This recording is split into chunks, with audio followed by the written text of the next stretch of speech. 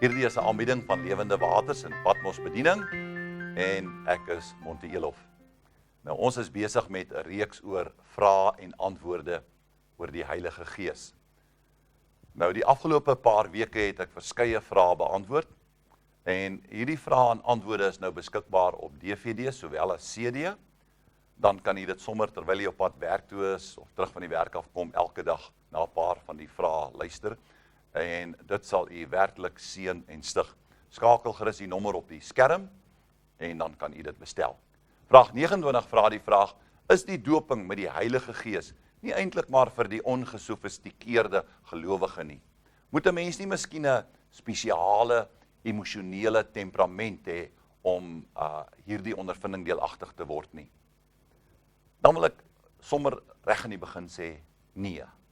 Petrus stel dit baie duidelik aan die mense op die dag van Pinkster. Hy sê, bekeer julle en laat elkeen van julle gedoop word in die naam van Jesus Christus tot vergifnis van sondes en julle sal die gawe van die Heilige Gees ontvang. Want hierdie belofte, watter belofte? Die belofte van die Heilige Gees kom julle toe en julle kinders en almal wat daar ver is, elkeen wat die Here ons God na hom sal roep. Handelinge 2 vers 38 en 39. Dan wil ek net hier invoeg, dat hy sluit die kinders in onder die belofte van die Heilige Gees. Ons doop gelowige mense, mense wat tot bekering gekom het, wat verstaan wat dit is om Jesus te dien, wat hulle hart en lewe aan hom gegee het, wat oorgegee het, wat hom volg. Ons doop gelowiges. Maar die Here doop kinders met die Heilige Gees. So pas in die dienste wat ek hierdie naweek gehou het die Here 'n seentjie van 8 jaar oud, pragtig gedoop met die Heilige Gees spreek in tale. Sy broertjie, 11 jaar oud, pragtig in tale gestaan en praat. En ek het vir die werkers wat daar was gesê, kom luister, hoe is hierdie kind besig om in tale te praat? Dis nie net 'n gebrabbel nie, dis nie maar net somme net klanke wat hy maak nie, nee, hy was besig om 'n pragtige suiwer taal te praat. En Paulus skryf vir ons, hy sê, laat elkeen van julle gedoop word in die naam van Jesus, om hierdie gawe dan te ontvang. Nou net soos wat 'n mens Jesus Christus kan ken as Heer en Verlosser van jou lewe, so glo ons dat elke wedergebore kind van die Here, die doping met die Heilige Gees, kan ontvang en moet ontvang. God het dit vir ons gegee. Dis nie 'n ondervinding vir een of ander tipe mens nie, dis vir alle mense. Die enigste voorwaarde is dat jy moet weergebore wees. Jy moet 'n wedergebore kind van God wees. Maak nie saak of jy arm is of jy ryk is nie. Maak nie saak of jy slim is of jy dom is nie. Maak nie saak of jy 'n groot mens of 'n kind is nie. As jy 'n wedergebore kind van God is die doping met die Heilige Gees tot jou beskikking. Nou, let wel, wedergeboorte is ook nie die uitvinding of leerstelling van een of ander kerk nie. Dit was Jesus se eie woorde, Johannes 3 vers 3. Hy sê, voorwaar, ek sê vir julle, as iemand nie weergebore word nie, kan hy die koninkryk van God nie sien nie. Al wat dit beteken is dit, as jy nie wedergebore is, kan jy die heerskappy van God nie sien nie, en jy kan dit ook nie verstaan nie. Daarom is dit nodig dat 'n mens in jou gees weergebore word, 'n nuwe skepsel word in Christus. Wedergeboorte kan ook, ek wil amper sê, vertaal word as bekering of omkering. Ek het hierdie pad gestap en ek het omgedraai en ek stap nou in die teenoorgestelde rigting. Ek het 'n 180 grade draai gemaak. Ek dien die Here nou. Ek het my hart en lewe aan hom gegee. Ek is nou 'n kind van die Here. Ek volg hom nou. Ek wil doen wat hy van my verlang. Dis wedergeboorte, 'n nuwe skepsel in Christus. Nou tussen die miljoene mense wat die doping met die Heilige Gees ontvang het, en veral in hierdie laaste klompie dekades, daar vind ons 'n verteenwoordiging uit alle vlakke van die samelewing, uit elke soort werk en van al die verskillende emosionele temperamente. Ja, selfs van al die kerke. Dis nie meer net spesifiek by die Pinkster en by die charismatiese groepe nie. Ek kom so pas terug van België af waar ek dienste gehou het, en daar het die Here 'n charismatiese Rooms-Katolieke vrou gedoop. Sy is in die Rooms-Katolieke kerk nog, sy sê al wat ek ken is Rooms-Katoliek. Sy het groot geword in die kerk. België is 98% Rooms-Katoliek. Hulle is nie vreeslik gelukkig in hulle kerk nie. Hulle loop maar so 'n bietjie rond ook en soek 'n bietjie voedsel waar hulle kan. Maar sy is 'n Rooms-Katoliek. En sy het een van my dienste bygewoon en die Here het haar wonderlik gedoop met die Heilige Gees met spreuke in vreemde tale en daar was 2 van haar vriendinne wat albei gedoop was met die Heilige Gees by wyse van spreuke in vreemde tale. Daar was 'n tyd in my lewe wat ek in opstand eintlik gekom het toe die Here besig is om mense buite die Pinkstergeleedere te doop met die Heilige Gees. En ek het vir die Here gesê, Here, hoe is dit moontlik? Dis dan ons Pinkster erfenis. En die Gees van die Here duidelik vir my gesê, ek red wie ek wil en ek doop wie ek wil en jy het niks daarmee te doen nie. Dit hang nie van jou af nie.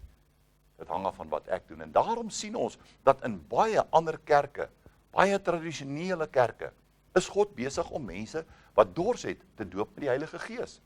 God is nie aannemer van 'n persoon van een of ander sosiale stand of lewensterrein of van een of ander kerk nie. Kom ek vir u sê, tussen hierdie geesvervulde mense wat almal in tale praat, vind ons mense soos dokters, advokate, prokureurs, psigiaters, professore, wetenskaplikes, predikante, militêre personeel, besigheidsmanne, politici, arbeiders, huisvrouens, studente en selfs kinders. God dek die hele spektrum.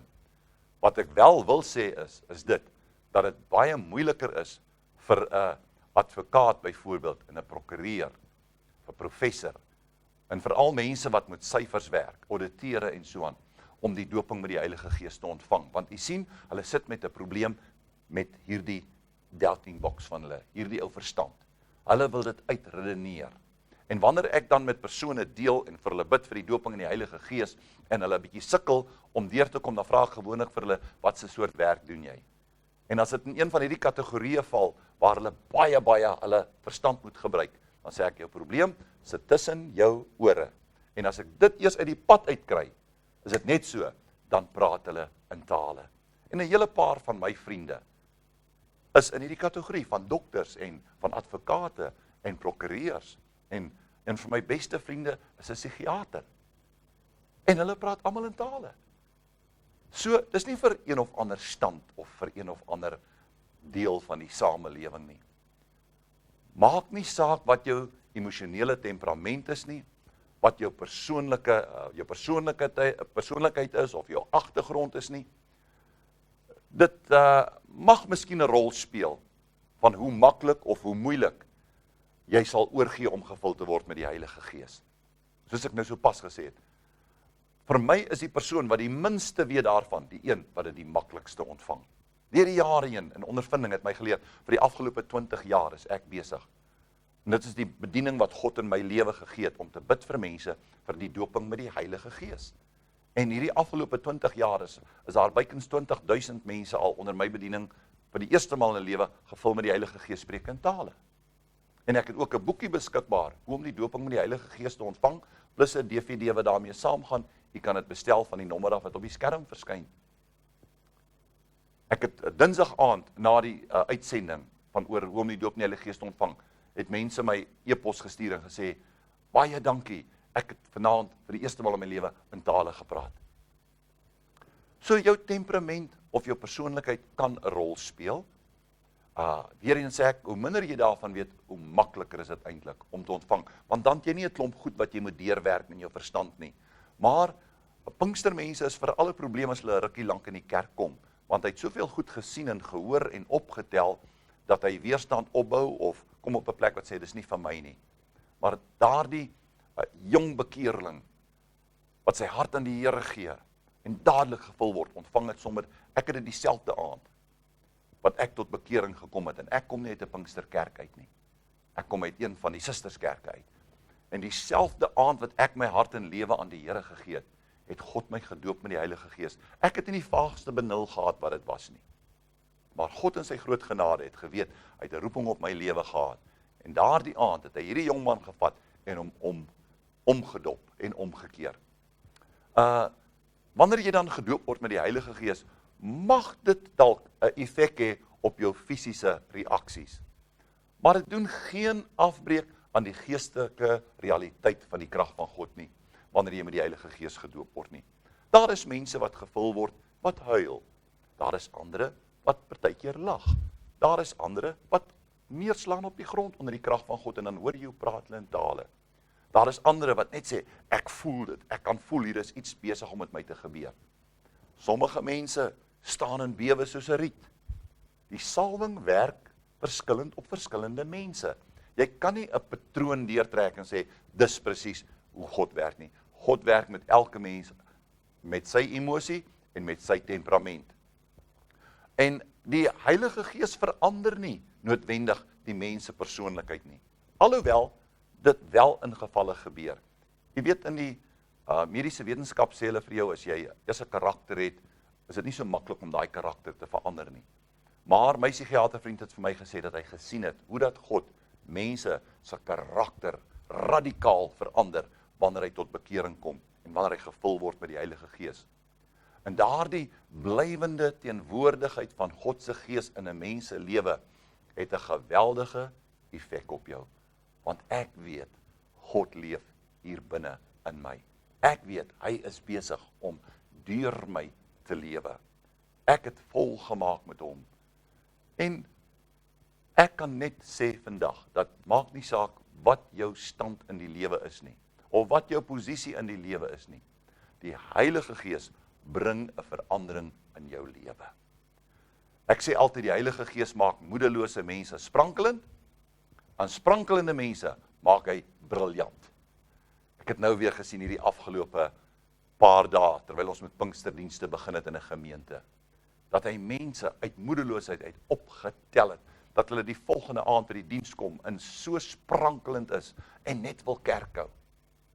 En mense wat sprankelende mense is, hulle borrel net oor, absoluut. So, maak nie saak watter plek jy vandag in die samelewing beklee nie. Die Here wil jou doop met die Heilige Gees. Hy wil dit vir jou gee. Maar ons vind ook dat daar mense is wat, kom ons stel dit maar so, hulle gees gebind was. En hulle het mank gegaan onder vrees en onder angs. Maar wanneer die Heilige Gees krag van God van hulle besit neem, dan verander daar die mense totaal.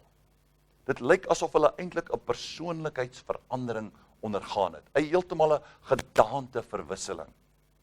En daarom sê Paulus dan ook vir ons, hy sê, as iemand in Christus is hy 'n nuwe skepsel. En moet ons nie net bly by die wedergeboorte nie. Nee, ons moet verder gaan om daardie ondervinding te smaak van ook die doping of die invulling met die Heilige Gees. En weer eens wil ek herhaal, dis nie vir ongesofistikeerde mense nie. Dis nie vir arme mense of mense met 'n sekere temperament nie. Dis vir elke wedergebore kind van God. Die Heilige Gees is eintlik 'n gentleman, 'n ware heer. En hy werk slegs in jou lewe na die mate waarin jy hom toelaat. Onthou, hy leer, hy lei en hy oortuig, maar hy sal hom nooit forceer op iemand nie. Die duiwel is een wat homself forceer. Die duiwel forceer hom af op mense. Maar die Heilige Gees forceer hom nooit op mense af nie. He is as gentle as a dove, soos 'n duifie. En hy sal eenkant wag, totdat jy dors en smag, en sê, kom o Heilige Gees, kom vul my lewe. Nou, om 'n wedergebore kind van God te word, moet 'n mens natuurlik Jesus in jou lewe aanvaar, 'n saligmaker. En jy kan die Here wil dien, of jy kan die Here nie wil dien nie. Dit hang van jou af. Ek sê altyd as ek met 'n alkoholist deel, wil jy verlossing hê? Wil jy die dranklus staan? Want jy sien, jy kan hom in enige inrigting plaas. Maar as hy nie dit wil laat staan nie, as hy uitkom, gaan die eerste ding wees wat hy doen, gaan hy drink. Hulle stuur mense wat verslaaf is aan verdowingsmiddels na inrigtings van die beste in die land. Baie keer teen hulle wil. En as hulle daar uitkom, die eerste ding wat hy doen is, gaan terug na die verdowingsmiddel toe. Maar as hy wil verlossing hê, as hy wil oorwinning hê, as hy dit wil laat staan, is dit soveel makliker. En daarom, as jy wil, word Jesus jou saligmaker. En om gevul te word met die Heilige Gees, moet 'n mens hom wil ontvang. Jy moet dors wees, en jy moet 'n begeerte hê om gevul te word met die Heilige Gees. En ek waarborg jou, jy sal hom ontvang. Dors daarna, smag daarna, begeer daarna. Maak nie saak wat jou kerk vir jou geleer het, of wat jou kerk vir jou gesê het nie. Kyk wat sê die woord van God. Hierdie belofte kom julle toe, en julle kinders, en almal wat daar ver is. En hoe dank ek die Here, dat hy ook by my uitgekom het. En dat hy ook vanaand by jou uitkom. Die Heilige Gees is beskikbaar vir alle wedergebore kinders van die Here. Ongeag jou persoonlikheid, ongeag jou temperament. As jy hom wil ontvang, dan kom hy na jou toe, en hy vul jou met sy heerlikheid. Partymal verstaan 'n mens nie. Party mense uit onkunde ontvang hulle nie. Sommige mense het 'n teestand. Al hierdie goed moet uit die weg uitgeruim word, want die Heilige Gees is 'n Heer, en hy kom net as jy hom toelaat. En as jy lankal bid vir die Heilige Gees, en nog nie ontvang het nie, gee my gerus 'n lui, of bestel gerus my boekie in DVD, daarin gee ek baie mooi lering van hoe dit werk. Want u sien, baie mense moet net lering kry en gehelp word, en hulle ontvang dit maklik. So, God wil jou vul met sy heerlikheid en met sy krag. En dit is vir elke wedergebore kind van God beskikbaar. Vraag 30. Waarom is Christene wat gevul word met die Heilige Gees so spraaksaam? En hoekom is hulle so aggressief in hulle getuienis? Besef hulle nie dat hulle dikwels ander Christene in die verleentheid stel nie? Ander woorde, hoekom is die mense wat weergebore is, wil hulle net praat, hulle wil net Bybel praat, hulle wil net kerk praat? Nou, daar is 'n mate van waarheid in hierdie vraag of stelling wat ek nou gemaak het, en dikwels gebeur dit dat die geesvervulde Christene so bietjie sterk oorkom, nadat hy tot bekering gekom het, want hy het 'n storie wat hy vertel, en dit mag miskien dalk nie aanvaarbaar wees vir alle mense nie. Alhoewel dit 'n billike aanklag mag wees teen baie mense, dink ek nie, dit is soseer die Christen wat sterk oorkom met sy getuienis nie, as wat dit juist die persoon is, wat nie getuig nie, en wat 'n lou warm kerklidmaat is, wat probeer om weg te skram van sy Christelike getuienis af. So, baie mense is te skaam of om te bang om te vertel wat die Here vir hulle gedoen het.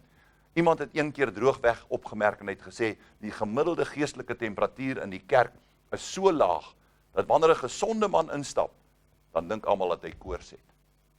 So eintlik wil die Here jou vul met sy gees, sodat jy opgewonde kan raak.